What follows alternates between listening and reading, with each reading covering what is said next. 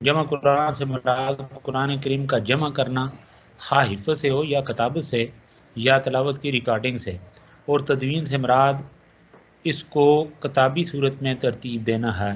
ان سب مراحل کی ایک دلچسپ معلوماتی تاریخ ہے جسے ایک طالب علم کے لیے جاننا بہت اہم ہے، تاکہ وہ آگاہ رہے کہ یہ کتاب مقدس کس طرح کن کن ادوار سے گزر کر محفوظ ترین صورت میں ہم تک پہنچی۔ مقصد جمع قرآن۔ جمع قرآن کا مقصد یہی تھا کہ جس طرح قرآن مجید آپ صلی اللہ علیہ وسلم پر اترا ہے اور جس طرح آپ نے اسے پڑھایا سکھایا ہے، اسے لکھ کر محفوظ کر لیا جائے۔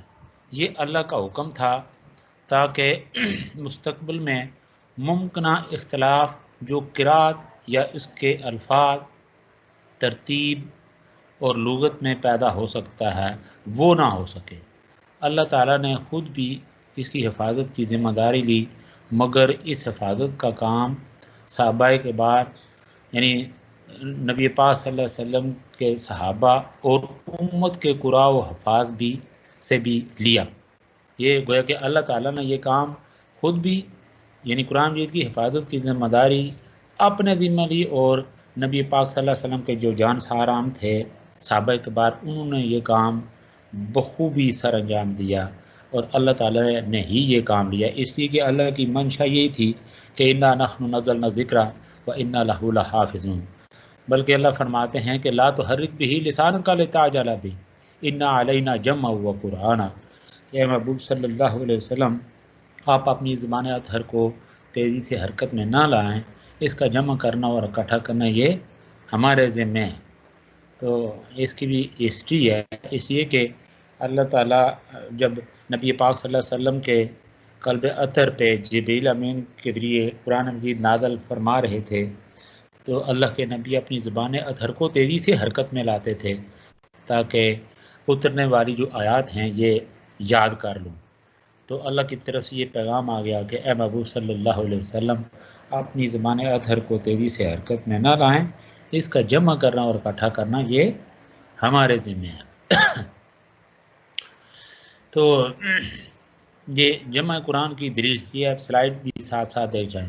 آپ صلی اللہ علیہ وسلم قرآن کی تنزیل میں سخت شدت محسوس کیا کرتے تھے، یعنی جب قرآن بھی نازل ہوتا تھا سخت شدت، یہ ہے کہ اس یعنی وحی کے نزول کی کیفیات کیا تھیں، یہ بھی ایک الگ ٹاپک ہے، اس کی بھی بڑی لمبی چوڑی تفصیلات ہیں کہ بسا اوقات یہ اس قدر ثقیل ہوتا ہے یہ آپ صلی اللہ علیہ وسلم پہ یہ سلسلہ کہ سخت سردی میں بھی آپ صلی اللہ علیہ وسلم کو پسینہ آ جاتا تھا۔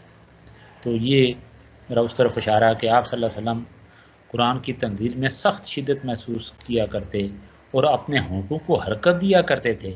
ایک تو وہ شدت تھی نا وحی کی نزول کی کیفیات وہ تھی، اور دوسری یہ تھی کہ یہ جو اترنے والی آیت ہے نا یا اترنے والی آیات ہیں یہ وحی کی صورت میں ان کو تیزی سے یاد کر لیا جائے۔ اور اس حوالے سے یہ روایت آپ کے سامنے ہے کہ سیدنا ابن عباس رضی اللہ تعالیٰ عنہ کی روایت صحیحین میں، صحیحین سے مراد صحیح بخاری اور مسلم، یعنی صحیح بخاری اور مسلم دونوں میں۔ تو اللہ تعالیٰ نے ابتدا ہی میں یہ فرما دیا کہ لا تحرک بہ لسانک لتعجل بہ انا علینا جمعہ وقرآنہ۔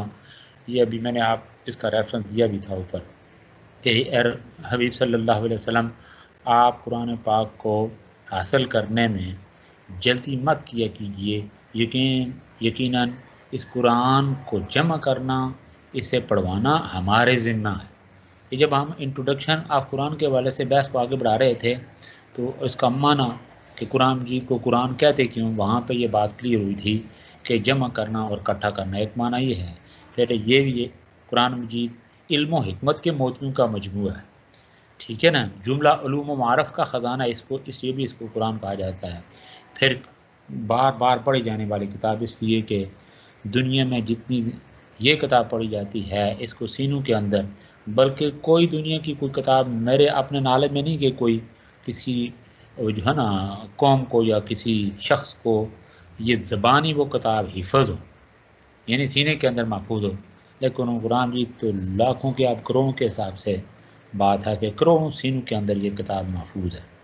تو پھر یہ اس کی جو ہے نا تدوین، جمع، پھر اس کے بعد یہ آگے ادوار کو جب ہم یہ ٹچ دیں گے یا آگے بحث بڑھائیں گے تو پھر اور حقائق ہمارے سامنے آتے جائیں گے. اور ماشاءاللہ مجھے امید ہے آپ لوگوں نے بھی اس حوالے سے انٹر لیول پہ، میٹر لیول پہ کچھ تھوڑا بہت ہلکے پھلکے انداز میں ضرور پڑھا ہوگا. تو اللہ فرماتے ہیں کہ اے محبوب صلی اللہ علیہ وسلم، آپ یعنی یہ اترنے والی جو وحی ہے آیات کی صورت میں آپ کے قلب اثر پہ جو چیزیں نازل ہو رہی ہیں، ان کو حفظ کرنے میں، یعنی ان کو یاد کرنے میں، ان کو پڑھنے میں آپ اپنی زبان اطہر کو تیزی سے حرکت میں نہ لائیں.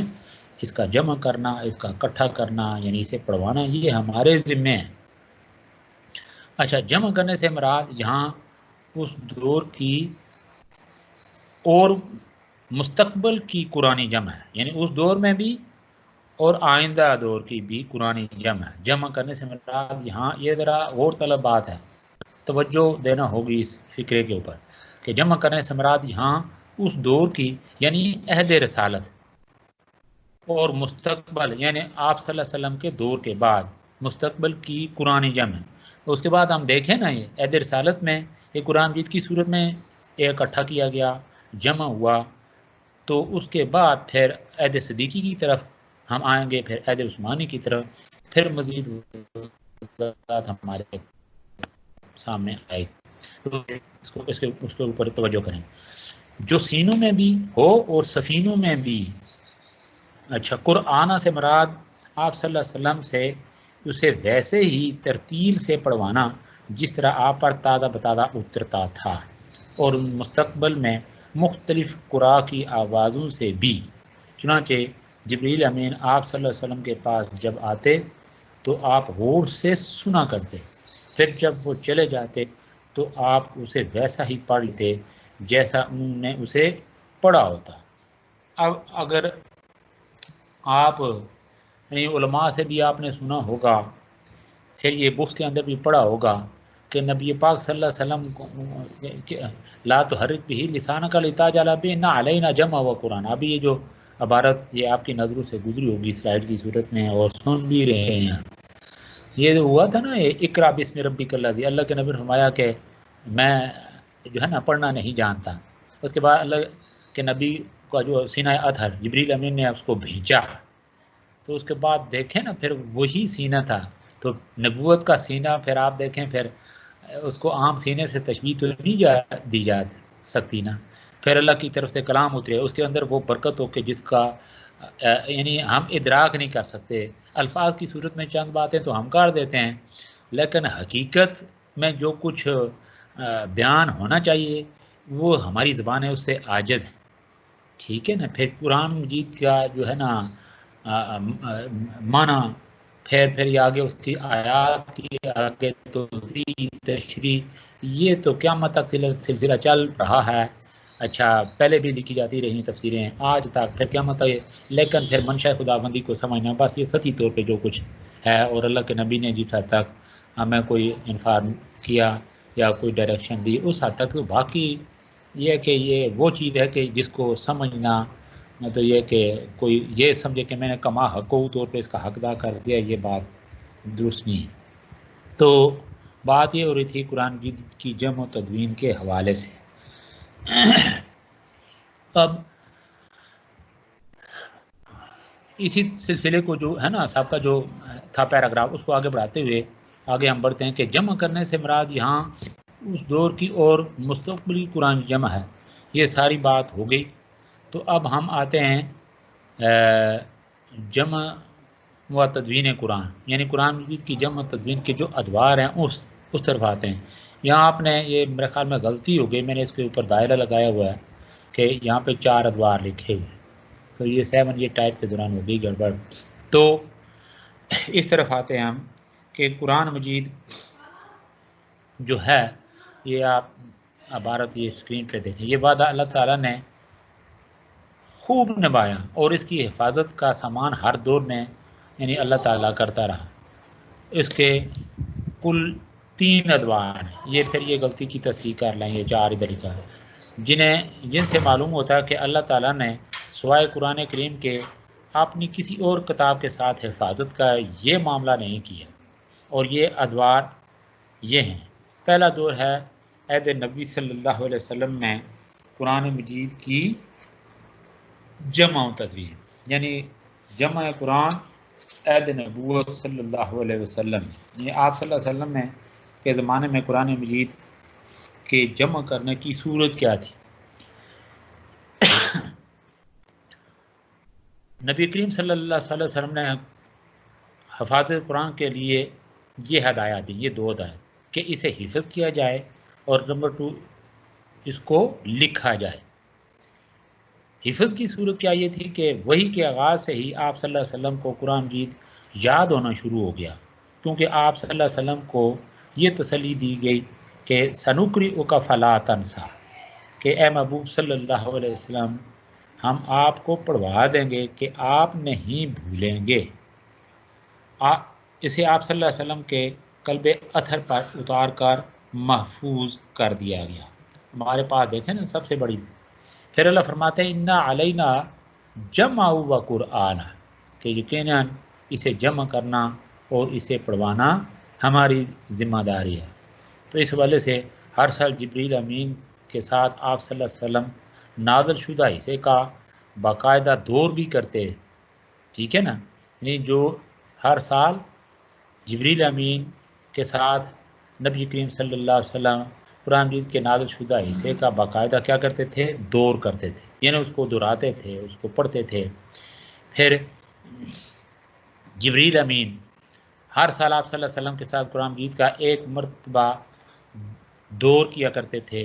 جس سال آپ صلی اللہ علیہ وسلم کا انتقال ہوا، جبریل امین نے آپ صلی اللہ علیہ وسلم کے ساتھ 2 مرتبہ دور کیا، یعنی 2 مرتبہ قرآن مجید کو دہرایا۔ اچھا جی، آپ صلی اللہ علیہ وسلم نے اس 2 مرتبہ دور کے بارے میں فرمایا، یعنی 2 مرتبہ نبی پاک صلی اللہ علیہ وسلم کی جو عمر مبارک تھی، جو آخری سال تھا، اس مرحلے پہ جو 2 مرتبہ کا دور تھا، اس کے بارے میں اللہ کے نبی کا فرمانا کیا ہے، یہ آپ کے سامنے عبارت ہے صحیح بخاری کے حوالے سے، کہ جبریل امین میرے ساتھ ہر سال قرآن کریم کا 1 مرتبہ دور فرمایا کرتے تھے۔ اس سال انہوں نے مجھ سے 2 مرتبہ دور کیا۔ میں تو یہی سمجھتا ہوں کہ میری یعنی جو ہے نا حیات طیبہ ہے، یہ اختتام پذیر ہونے والی ہے، ٹھیک ہے۔ یہ آتے ہیں تو مکہ میں یعنی حفظ قرآن کی صورت کیا تھی، وہ یہ تھی کہ آپ دیکھیں جن لوگوں کے اوپر، یعنی ایک تو یہ کہ نبی پاک صلی اللہ علیہ وسلم، یہ پوری عبارت ذرا ملاحظہ کریں، پھر اس کے بعد میں اس کو مزید ڈیفائن کرتا ہوں، کہ مکہ میں رہنے والے مسلمان، یعنی مکی مسلمان بھی جو تھے وہ حیرت انگیز قوت حافظہ کے مالک تھے۔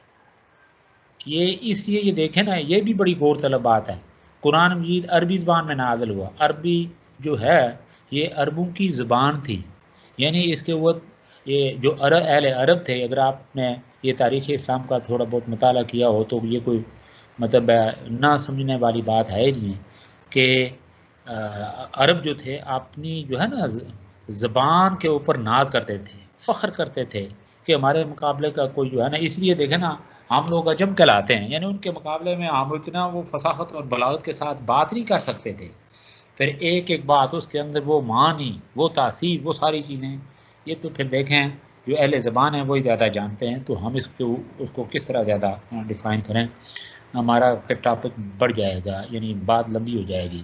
تو بہرحال اللہ تعالیٰ نے آپ دیکھیں نا ہر قوم کو جو دیکھیں نا ہر نبی کو جو معجزہ اللہ نے عطا کیا تو وہ قوم کے مزاج کے مطابق اللہ نے وہ معجزہ عطا کیا۔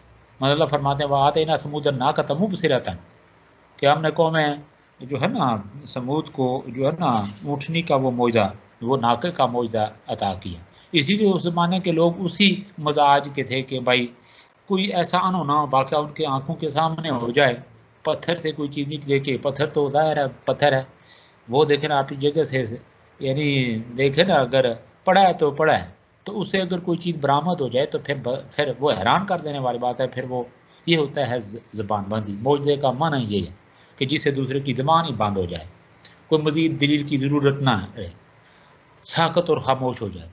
تو اب جو عرب تھے ان کو اپنی زبان کے اوپر ناز تھا، تو اللہ تعالیٰ نے قرآن مجید کی صورت میں ان کو یہ ایک طرح کا قیامت تک کے لیے معجزہ دیا، پھر چیلنج بھی دیا کہ فاتو بھی صورت من مثلہ، پھر مزید لئن اجتمعت الانس والجن علی یاتوا بمثل هذا القرآن لا یاتون بمثلہ ولو کان بعضهم لبعض ظہیرا.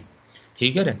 تو اب یہ ہے کہ مکی مسلمان بھی حیرت انگیز یہاں سے بات آگے بڑھتی، قوت افزا کے مالک تھے جنہوں نے 13 برس کے عرصے میں مکہ میں نازل ہونے والے قرآن حصے کو صورت سے اپنے سینوں میں محفوظ کر لیا.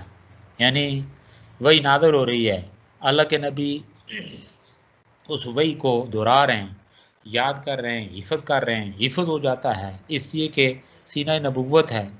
تو اب پھر قرآن مجید کی وہ دیکھیں نا فضیلت، یعنی اس کو پڑھنے کا فضائل، حفظ کرنے کا فضائل، وہ اپنی جگہ پہ ہیں، وہ بھی ایک بہت بڑا لمبا چیپٹر ہے.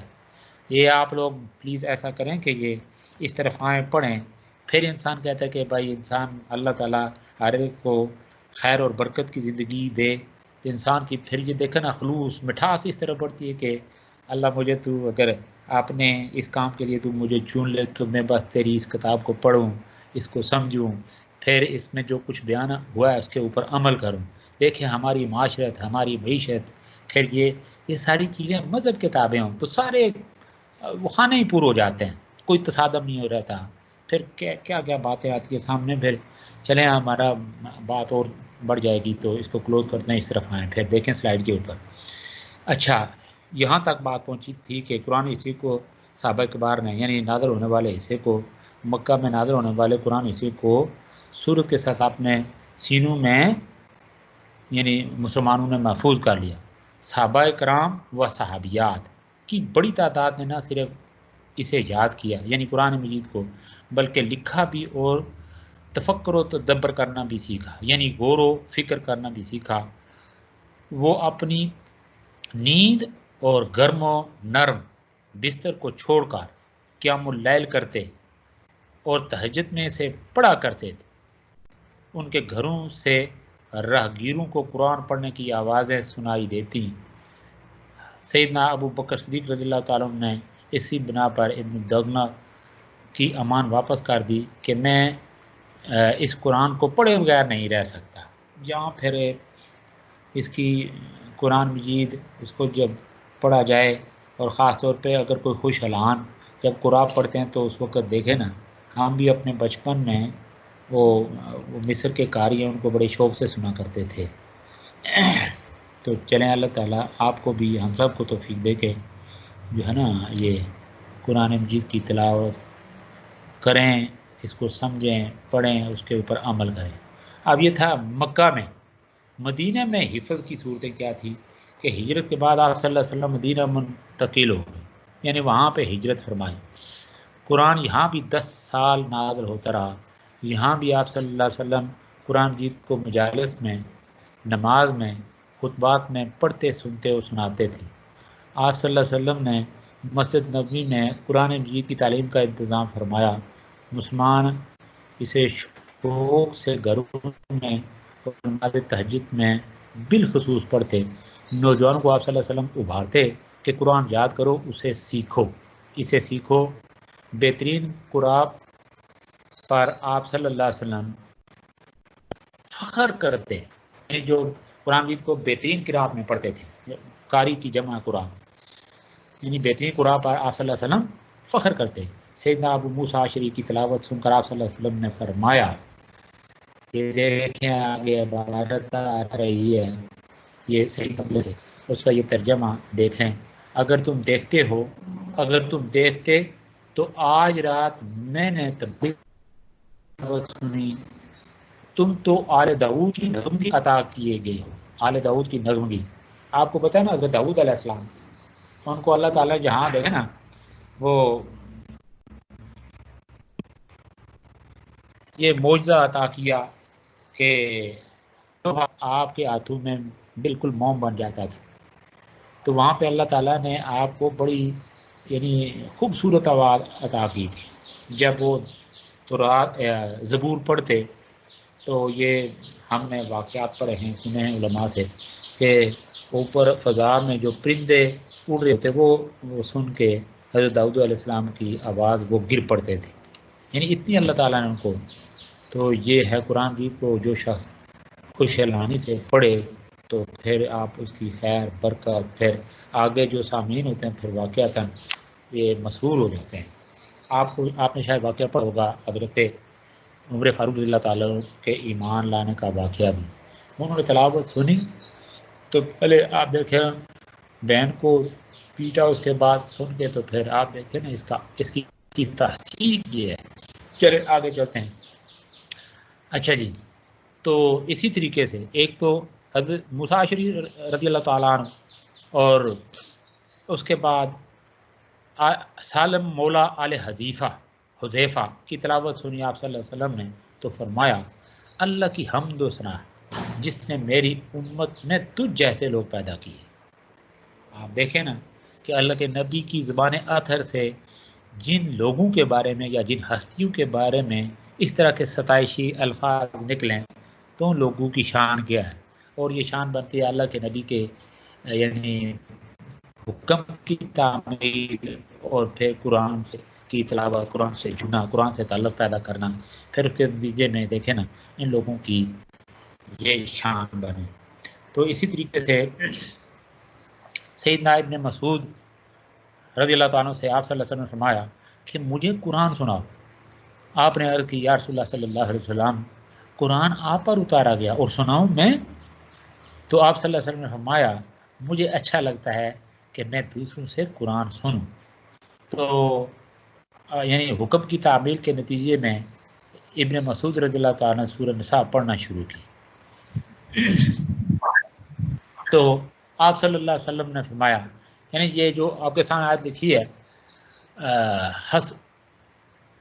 یہ یہاں پہ آپ صلی اللہ علیہ وسلم نے فرمایا بس کافی ہے.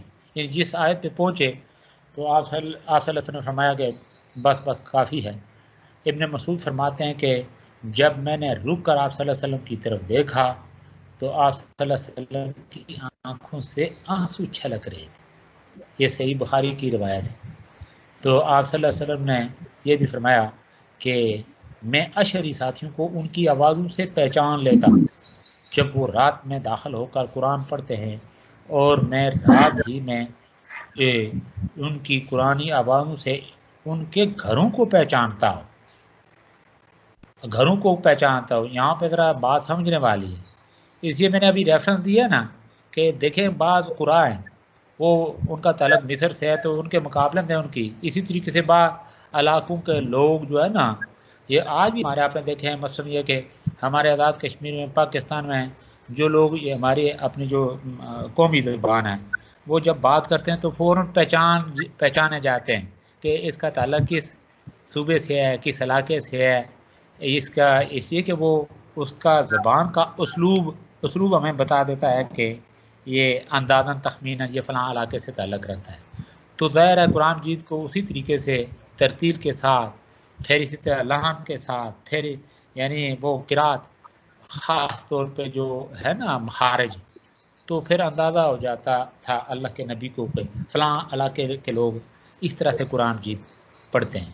تو یہ ہے وہ جو آپ کے سامنے عبارت ہے اس میں جو اللہ کے نبی نے فرمایا کہ میں ان کو یعنی ان کی قرآنی آوازوں سے ان کے گھروں کو پہچانتا، اگرچہ میں نے ان کے گھروں کو نہیں دیکھا جب وہ دن کے وقت نکلتے ہیں. ٹھیک ہے نا، آپ دیکھ لیں.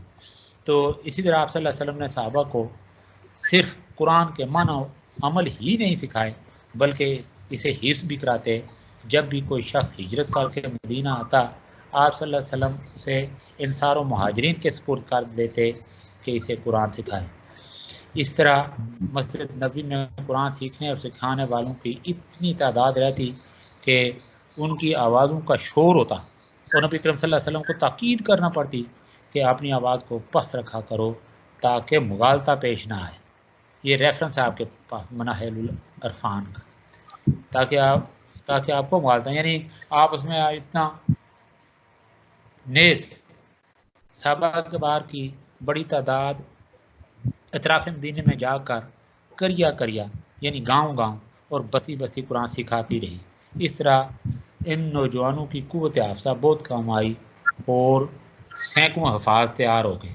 یعنی مکہ میں وہ پڑھ جو ہیں، اب مدینہ کی صورت حال یہ تھی، گویا کہ قرآن مجید اس طرح سے اس کی جمع و تدوین ہو رہی ہے، قرآن مجید کو پڑھا جا رہا ہے، حفظ کیا جا رہا ہے، آیات ربانی کو سمجھا جا رہا ہے۔ جب کبھی مشکل ہوتی تو نبی پاک صلی اللہ علیہ وسلم کے پاس صحابہ کے بعد چلے آتے۔ تو یہ میں نے جو ڈیٹیل بتائی کہ صحابہ کبار کی بڑی تعداد اطراف مدینے میں جا کر کریا کریا اور بستی بستی قرآن ہوئے۔ اس طرح ان نوجوانوں کی قوت افزا بہت کام آئی اور سینکڑوں وفات ہو گئے۔ ان میں سے جو ابھی میں نے یہ سکرین جو ہے نا آگے، یہ اس سکرین کے اوپر جو اس کی ہے نا عام جن میں خلفائے اربعہ یعنی مدینہ منورہ میں یہ شخصیات، یعنی نام تو بہت زیادہ ہیں لیکن یہ عام چیدہ نام یہ آپ کی سہولت کے لیے آپ دیکھ لیں، ان میں خلفائے اربعہ یعنی چاروں خلفائے راشدین، حضرت ابوبکر صدیق رضی اللہ تعالیٰ عنہ، حضرت عمر فاروق رضی اللہ تعالیٰ عنہ، حضرت عثمان غنی رضی اللہ تعالیٰ عنہ، حضرت علی المرتضیٰ رضی اللہ تعالیٰ عنہ۔ باقی آگے یہ نام ہیں: عبداللہ بن مسعود رضی اللہ تعالیٰ، حذیفہ، سالم مولا ابی حذیفہ، ابی بن کعب، معاذ بن جبل رضی اللہ تعالیٰ، زید بن ثابت، ابو الدرداء رضی اللہ تعالیٰ، حضرت طلحہ رضی اللہ تعالیٰ۔ اچھا جی، اسی طریقے سے حضرت سعد رضی اللہ تعالیٰ، ابو ہریرہ رضی اللہ تعالیٰ، یہ سارے نام آپ دیکھ لیں۔ اس کے علاوہ یعنی یہ صحابہ کبار اور خواتین میں حضرت عائشہ صدیقہ رضی اللہ تعالیٰ، حضرت حفصہ رضی اللہ تعالیٰ، حضرت ام سلمہ رضی اللہ تعالیٰ۔ اچھا، یہ اس طرح اور دیگر یعنی صحابیات شامل ہیں۔ ان کی تعداد کا اندازہ اس بات سے بخوبی ہو جاتا ہے کہ غزوہ بئر معونہ کے موقع پر جن 70 صحابہ کو شہید کیا گیا وہ قرآ کہلاتے تھے اور حفاظ قرآن تھے۔ یہ بئر معونہ دیکھیں ایک سازش کے تحت جو ہے نا نبی پاک صلی اللہ علیہ وسلم سے درخواست کی تھی لوگوں نے کہ بھائی اس علاقے میں لوگوں کو بھیجیں تاکہ وہ لوگوں کو قرآن سکھائیں۔ تو نبی پاک صلی اللہ علیہ وسلم نے صلی اللہ علیہ وسلم نے ان کے ساتھ یعنی حفاظ قرآن کو بھیجا تو ان کو دھوکے سے یہ بئر معونہ، یہ جو سکرین پہ دکھائی دے رہا ہے، یہ بئر معونہ کے موقع پر ان کو شہید کر دیا، یعنی بئر معونہ کے قریب ان کو شہید کر دیا گیا۔ تو بات یہ ہو رہی تھی کہ یعنی اس زمانے میں شہید ہونے والے جو تھے وہ 70 صحابہ کبار تھے۔ اچھا، اس کے ساتھ ساتھ حضرت ابوبکر صدیق رضی اللہ تعالیٰ عنہ کے دور خلافت میں جنگ یمامہ کے موقع پر 70 قرآ صحابہ شہید ہوئے۔ یہ ہم آگے دیکھیں گے عہد صدیقی میں یہ اس کی ساری ڈیٹیل آئے گی کہ اس لیے کہ نبی پاک صلی اللہ علیہ وسلم کے زمانہ دیکھیں اول سے لے کر آئے، یعنی جو ہے نا جب پہلی وحی نازل ہوئی غار حرا میں اللہ کے نبی کی قلب اطہر پہ، اس کے وہاں سے لے کر یہ دیکھیں نا آخری وحی کے نزول تک قرآن مجید بالکل اس ترتیب کے مطابق، جو ترتیب اللہ کی منشا اور مشیت ہے، جو ترتیب لوح محفوظ پہ ہے، ٹھیک ہے، اللہ نے پھر اسے آسمان دنیا پہ نازل فرمایا۔ پھر اس کے بعد یعنی نجمن آہستہ آہستہ یعنی نبی پاک صلی اللہ علیہ وسلم کے قلب اطہر پہ قرآن مجید نازل ہوا۔ کس ترتیب کے مطابق آگے لکھوایا جاتا تھا؟ ترتیب توقیفی، نزولی نہیں ہے۔ اب قرآن مجید ہمارے پاس جو ہے یہ نزولی ترتیب کے مطابق نہیں بلکہ کس ترتیب کے مطابق ہے؟ توقیفی کے مطابق۔ توقیفی کے معنی ہے وہ ترتیب جس سے اللہ کے نبی کو اللہ نے جبریل امین کے ذریعے آگاہ کیا، اس کو کہا جاتا ہے ترتیب توقیفی، یعنی جس سے آپ صلی اللہ علیہ وسلم کو واقف کرایا گیا۔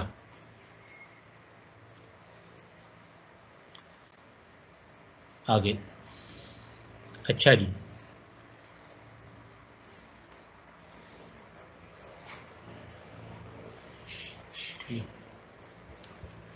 اچھا، کتابت. حفاظ قرآن کا اصل دار و مدار تو حفظ تھا، مگر نبی پاک صلی اللہ علیہ وسلم نے قرآن کی کتابت کا اہتمام بھی کر ڈالا. یہ بھی قرآن مجید کا جمع کر رہا ہے.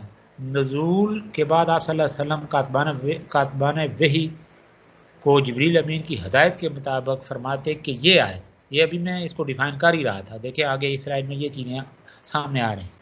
فرماتے کہ یہ آیت نازل ہوئی ہے انہیں، یعنی انہیں فلاں صورت کی فلاں آیت کے سرے پر رکھو اور لکھو. یعنی یہ بتاتے کہ اس سے پہلے فلاں سورت کی فلاں آیت سے پہلے یا اس کے بعد اس کو لکھو.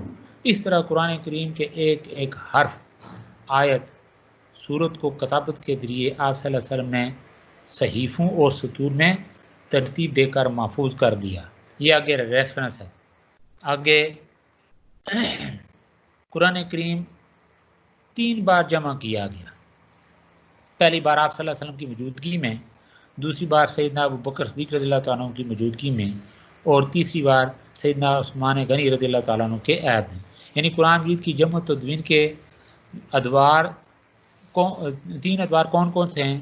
ایک ہے عہد رسالت، دوسرا ہے عہد صدیقی یعنی حضرت ابو بکر صدیق رضی اللہ تعالیٰ عنہ کے دور میں قرآن مجید کی جمع و تدوین، اور تیسرا ہے عہد عثمانی یعنی حضرت عثمان بن عفان رضی اللہ تعالیٰ عنہ کے زمانے میں قرآن مجید کی جمع و تدوین. اچھا، یوں قرآن کریم مرتب صورت میں کتابی شکل میں بھی محفوظ ہو گیا.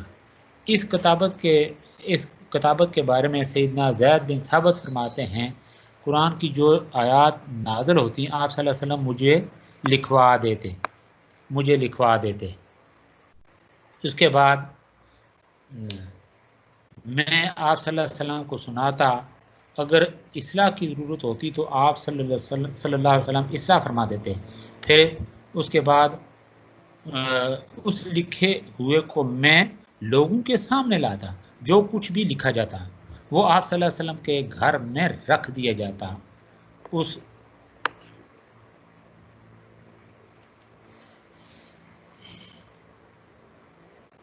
اس دور میں قرآن کاغذوں پر لکھا جاتا، نہ ہی باقاعدہ مصحف کی صورت میں تھا، بلکہ متفرق طور پر پتھر کی تختیوں، چمڑے کے ٹکڑوں، درخت کی چھالوں اور چوڑی ہڈیوں وغیرہ پر لکھا جاتا تھا. تو یہ ہے، یعنی جن کو کہا جاتا ہے نا، یہ پوری ڈیٹیل ہے میرے پاس اس کی، شاید میں آپ کو اس کی وہ کر دوں گا، وہ پک بنا کے بھیج دوں گا.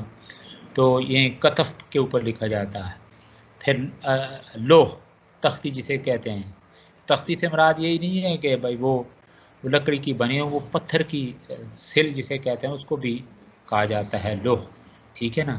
اسی طریقے سے مختلف متفرق یعنی کرتاس، پھر اور بہت ساری چیزیں جن کے اوپر قرآن مجید کی کتابت ہوتی تھی.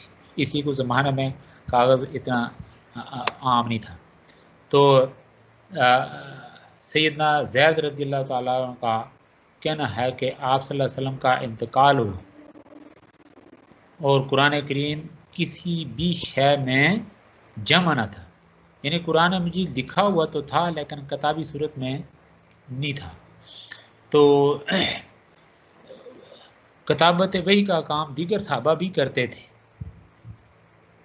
کاتبین وحی میں حضرات ابو بکر یعنی حضرت عمر، عثمان غنی رضی اللہ تعالیٰ عنہ، حضرت علی رضی اللہ تعالیٰ عنہ، عبداللہ بن ابی سرح رضی اللہ تعالیٰ عنہ، زبیر بن عوام رضی اللہ تعالیٰ عنہ، خالد بن سعید بن العاص رضی اللہ تعالیٰ عنہ.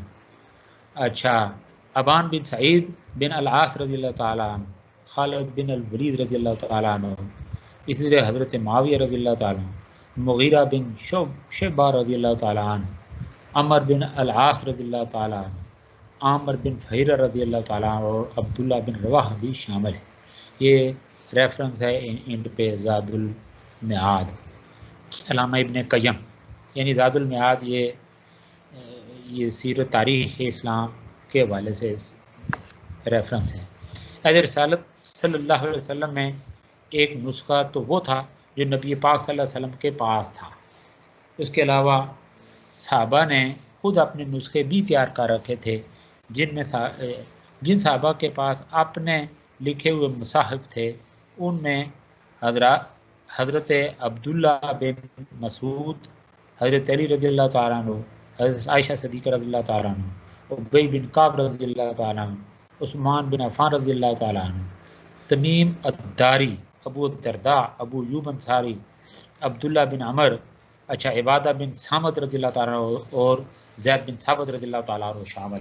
ان میں یہ جو آخری ہستی ہے نا حضرت زید بن ثابت رضی اللہ تعالیٰ عنہ، انہوں نے آپ دیکھیں نا عہد صدیقین میں دیکھیں نا وہ جو مشافتی بورڈ بنا اس کے یہ آگے جا وہاں پہ متعلقہ وہ عہد، جب ہم اس دور کو ٹچ دیں گے تو وہاں پہ یہ بات ہمارے سامنے آئے گی کہ یہ جو آخری یہ ہے نا ہستی حضرت زید بن ثابت رضی اللہ تعالیٰ عنہ، یہ اس مشافتی بورڈ کے سربراہ بنے تھے، ٹھیک ہے، یہ ان کی سرپرستی میں قرآن میں، اس لیے کہ یہ اتنے ذہین اور فطین تھے کہ نبی پاک صلی اللہ علیہ وسلم کے حکم پر انہوں نے 15 دنوں کے اندر عبرانی زبان سیکھ لی تھی۔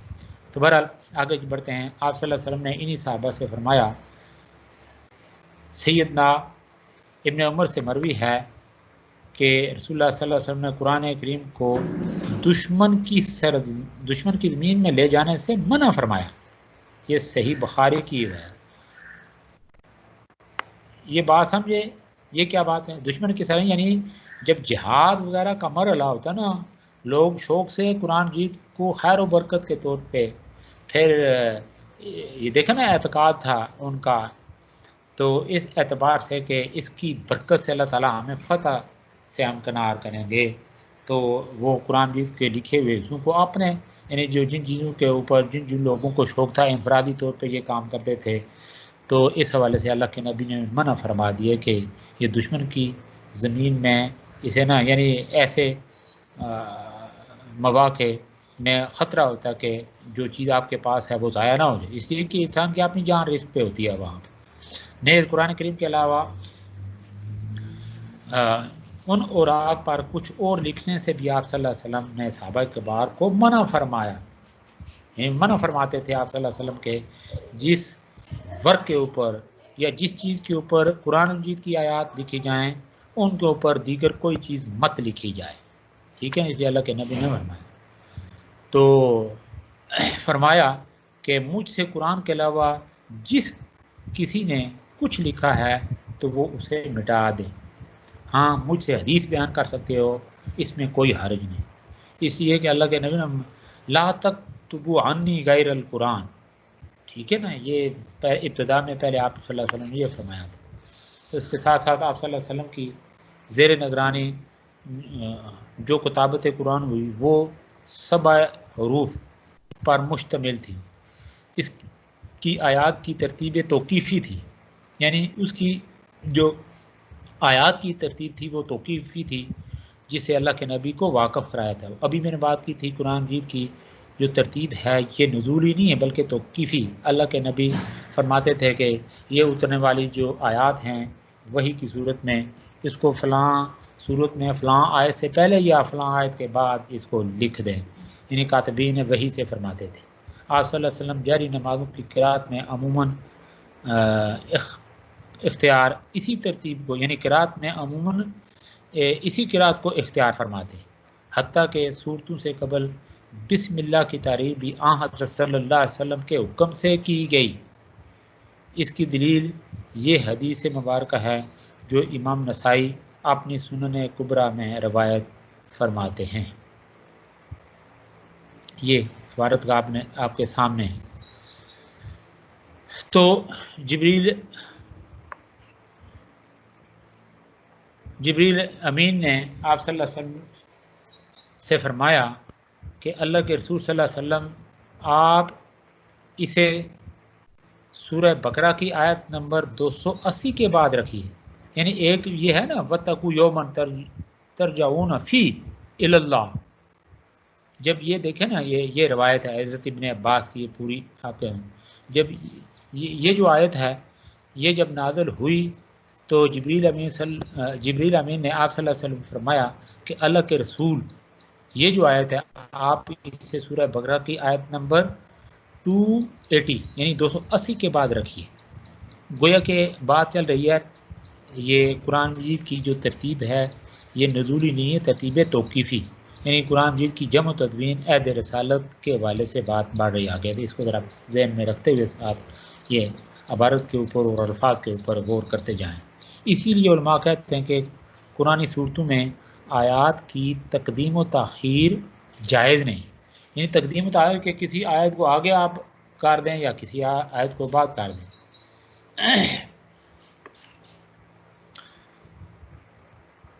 حضرت عثمان، سیدنا عثمان بن ابی العاص یہ فرماتے ہیں کہ میں رسول اللہ صلی اللہ علیہ وسلم کی خدمت میں حاضر تھا کہ اچانک آپ صلی اللہ علیہ وسلم نے اپنی نگاہیں اوپر اٹھائیں، پھر انہیں آہستگی سے نیچے لائے، پھر فرمایا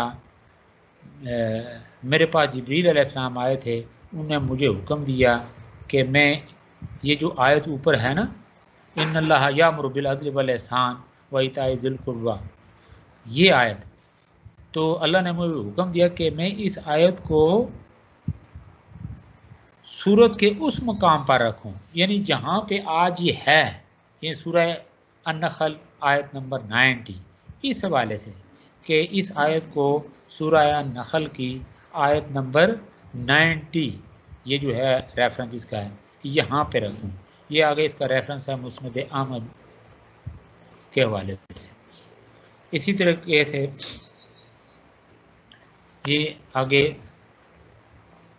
دیکھ لیں، حضرت عبداللہ بن زبیر نے امیر المومنین عثمان غنی رضی اللہ تعالیٰ عنہ سے عرض کی کہ آیت والذین یتوفون منکم، یہ پوری آیت مبارکہ کو اس آیت نے منسوخ کیا، یعنی ما بعد آیت والذین یتوفون منکم، یہ دوسرے یہ ایک لمبی آیت ہے. تو یہ جب یعنی ایک پہلی باری جو دوسری آیت ہے اس نے یہ اس کا حکم اس سے جو تو آپ صلی اللہ علیہ وسلم نے فرمایا کہ اسے بعد میں کیوں لکھ رہے. سیدنا عثمان نے فرمایا میرے بھتیجے میں اس قرآن کی کسی آیت کو اس کی جگہ سے بدل نہیں سکتا، ٹھیک ہے نا جی. یعنی یہ ناسخ و منسوخ کی بحث ہے، یہ جب ہم پڑھیں گے نا اپنا علوم القرآن کے حوالے سے وہاں یہ ساری ابحاث سامنے آئیں گی، اور یہ چیزیں در حقیقت یہ ایم اے لیول کی ہیں، یہ ناسخ و منسوخ کی بحث جو ہے ایم اے ایم فی لیول پہ یہ چیزیں، تو آپ کو موٹی موٹی یہ علوم القرآن کے حوالے سے چند باتیں آپ سے ہوں گی، پھر آپ دیکھ. تو بہرحال پہلا جو تھا عہد رسالت، پہلی بار عہد نبوی میں اس کی کتابت اور تدوین ہوئی، یعنی قرآن مجید کی یہ جمع صرف کتابت آیات اور ان کی ترتیب تک رہی جو صورتوں میں مخصوص مقام پر آ گئیں. یہ توقیفی ترتیب تھی. دوسری مرتبہ یعنی قرآن مجید کی جو ہے نا جمع و تدوین کی جو ہے نا دوسرا دور تھا جسے عہد صدیقی کہا جاتا ہے، وہ یہ ہے کہ دوسری مرتبہ عہد صدیقی میں اسے ایک ہی مصحف میں لکھا گیا. یہ جمع صرف کتابت تک ہی محصور رہی، وہ اس طرح کہ ہر صورت کی آیات کو ایک ہی صحیفہ میں مرتب کر دیا گیا. پھر یہ تمام صحائف ایک دوسرے کے ساتھ ضم کر دیے گئے، اگرچہ ان میں صورتوں کی ترتیب نہ تھی. تیسری مرتبہ عہد عثمانی میں متعدد مصاحف سے اسے ایک ہی خط عثمانی میں لکھا گیا.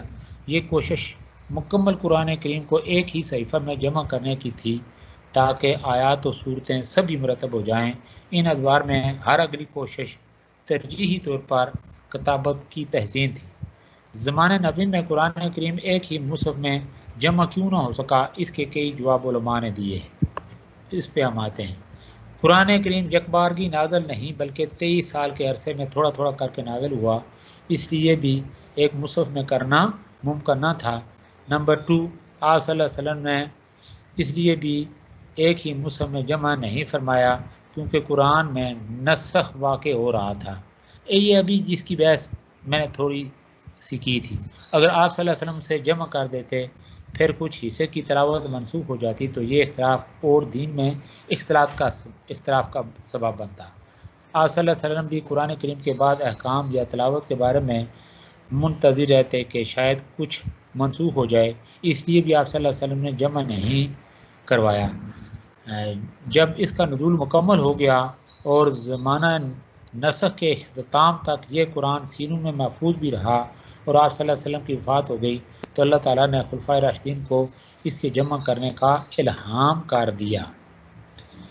نمبر 3، قرآن کریم میں آیات و سور کی ترتیب نزولی نہیں۔ اگر اس وقت قرآن ایک مصحف میں جمع کر دیا جاتا تو یہ ترتیب ہر نزول کے وقت ہی تبدیلی کا سامنا کرتی۔ اس لیے صحابہ کرام کے مابین جب کسی آیت میں اختلاف ہوتا تو وہ مکتوب قرآن کے بجائے نبی کریم صلی اللہ علیہ وسلم سے رجوع کرتے۔ نبی پاک صلی اللہ علیہ وسلم کے وصال یعنی وفات رسول اور بعض قرآن صحابہ کرام کی شہادت کے بعد یہ ضرورت شدت سے محسوس کی گئی کہ ایک ہی مصحف میں قرآن جمع کر لیا جائے، اور یہ سعادت حضرت ابوبکر صدیق رضی اللہ تعالیٰ عنہ کے حصے میں آئی۔ نمبر 4، عہد رسول میں جو کچھ لکھا گیا اس کی کچھ تلاوت منسوخ ہو گئی تھی مگر آپ صلی اللہ علیہ وسلم کی وفات تک مکتوب صورت میں موجود رہی، یعنی لکھی ہوئی صورت میں۔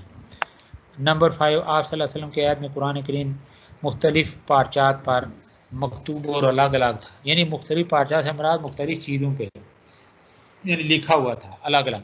آپ صلی اللہ علیہ وسلم کو بھولنا بھی نہیں تھا، ہاں یہ امکان آپ کی وفات کے بعد دوسروں سے تھا، اس لیے آپ صلی اللہ علیہ وسلم کی وفات کے بعد اسے ایک ہی مصحف میں لکھنے کی صحابہ کرام نے جلد از جلد کوشش کی۔ تو نیکسٹ ہے جی، یہ قرآن مجید کے حوالے سے یہ ہے، یہ عراقی یہودی مسٹر داؤد نے یہ ذرا دیکھ لیں، ابھی ٹائم کلوز ہو رہا ہے آپ کا تو میں آگے بڑھتا ہوں، یہ سلائڈ دیکھ لیں، ابھی اگلے دور کو ہم نے ٹچ کرنا۔ یہ عہد صدیقی دوسرا دور، یہ نبی پاک صلی اللہ علیہ وسلم کے عہد میں قرآن مجید کی کتابت کی صورت کیا تھی وہ آپ نے۔ دوسرا دور ہے عہد صدیقی، یعنی حضرت ابوبکر صدیق رضی اللہ تعالیٰ عنہ کا دور۔